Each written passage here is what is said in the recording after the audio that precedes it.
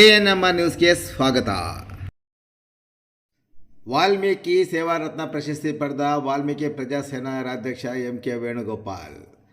ಕರ್ನಾಟಕ ವಾಲ್ಮೀಕಿ ಪ್ರಜಾಸೇನೆಯ ರಾಜ್ಯಾಧ್ಯಕ್ಷರಾದ ಚಿಂತಾಮಣಿ ತಾಲೂಕಿನ ಎಂ.ಗೊಲ್ಲಹಳ್ಳಿ ಗ್ರಾಮದ ನಿವಾಸಿ ಎಂ.ಕೆ. ವೇಣುಗೋಪಾಲ್ ಅವರ ಸೇವೆಯನ್ನು ಗುರುತಿಸಿ ಬೆಂಗಳೂರಿನ ಗಾಂಧಿ ಭವನದಲ್ಲಿ ಪರಮಪೂಜ್ಯ ಬ್ರಹ್ಮಾನಂದ ಸ್ವಾಮೀಜಿಗಳ ನೇತೃತ್ವದಲ್ಲಿ ವಾಲ್ಮೀಕಿ ಸೇವಾ ರತ್ನ ಪ್ರಶಸ್ತಿ ನೀಡಿ ಗೌರವಿಸಲಾಗಿದೆ.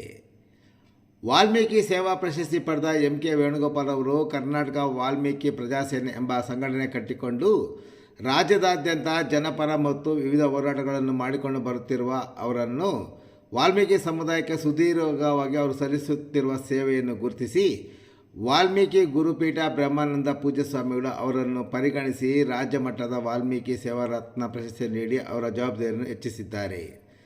ಪ್ರಶಸ್ತಿ ಪಡೆದ ಅವರನ್ನು ಚಿಂತಾಮಣಿ ತಾಲೂಕಿನ ಕುಲಬಾಂಧವರು ಸೇರಿದಂತೆ ಹಲವಾರು ಮುಖಂಡರು, ಸ್ನೇಹಿತರು ಮತ್ತಿತರರು ಅಭಿನಂದಿಸಿದ್ದಾರೆ.